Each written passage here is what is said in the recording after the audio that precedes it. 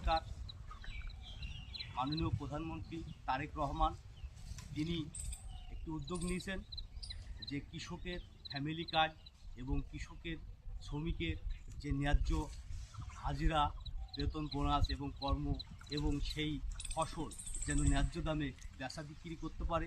সেই প্রেক্ষাপটে যে উদ্যোগ নিয়েছেন বাংলাদেশ সরকার, সেই ক্ষেত্রে আমরা যে শ্রমিক